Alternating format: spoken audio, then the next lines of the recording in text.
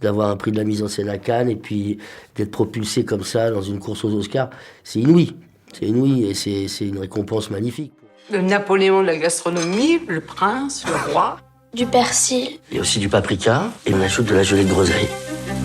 C'est très bon ce qu'on a fait. Et tout ça me donne l'impression d'un brouillon, d'une esquisse. C'est un personnage heureux, ce Dodin.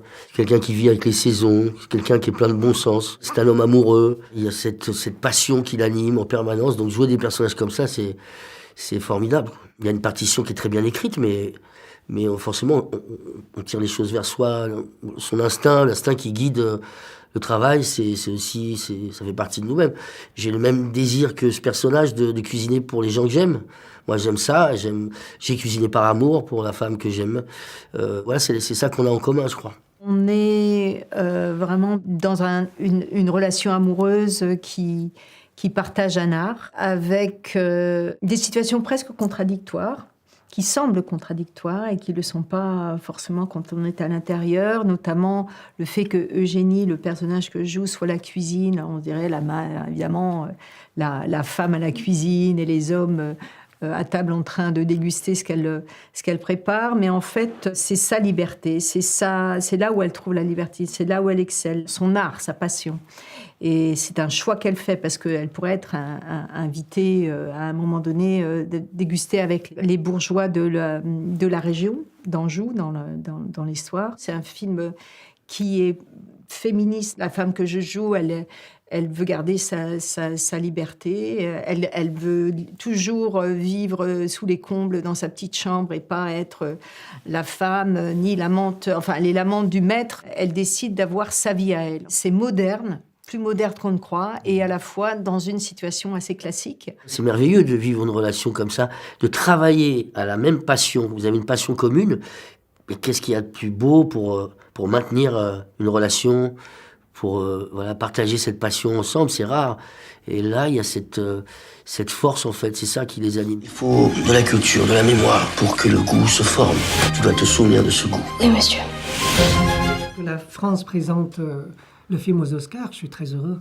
Voilà, parce que c'est beaucoup de travail à venir, mais je suis prêt à... Le film a mis 6 ans à se faire.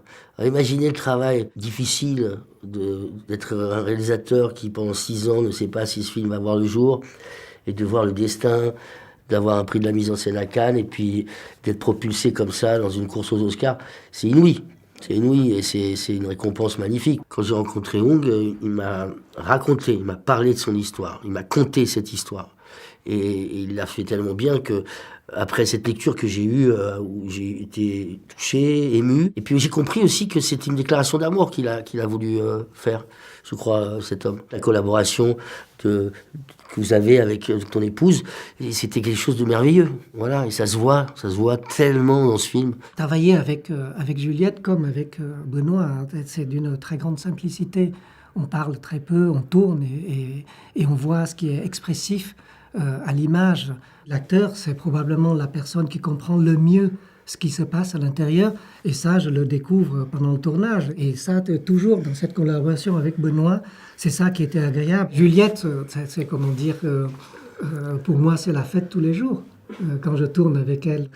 Quand ce n'est pas tout à fait ce que je veux, je suis quand même émerveillé par ce qu'elle propose.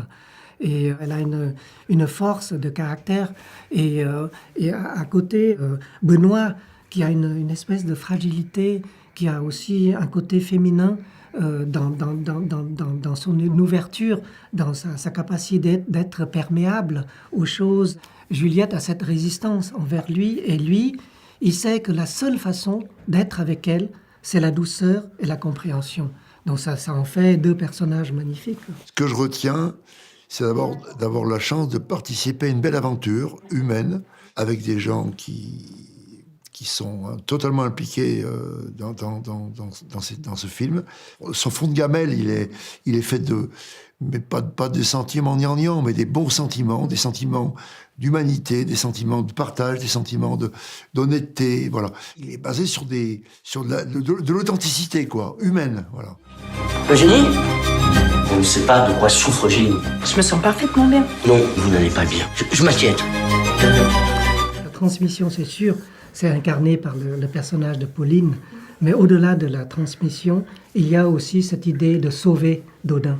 Parce qu'après la mort d'Eugénie, Dodin a perdu goût à la vie et refuse d'avoir une nouvelle cuisinière pour cuisiner pour lui.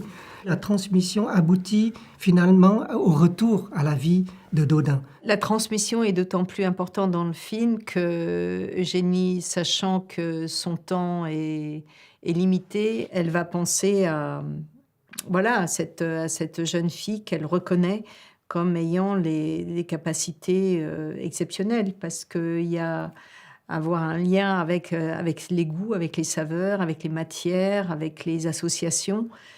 C'est un art. C'est aussi un art de reconnaître quelqu'un qui est doué. Il y a un instinct, il y a une intuition qui est directe, quoi. Et dans le jeu, je dirais que pour un acteur, c'est pareil. Dans tout art, il y a une intériorité, une extériorité. On fait un va-et-vient sans arrêt entre ce qu'on ressent, ce qu'on connaît, ce qu'on reconnaît aussi, et l'extérieur. J'aime cette communion qu'on peut avoir avec ses techniciens, avec la mise en scène de Hung, savoir ralentir quand il le faut. C'est un travail très instinctif. Ce qui est beau dans la cuisine, c'est qu'il y a un rythme à respecter. Vous pouvez pas vous précipiter, en fait. Comme les saisons, quoi.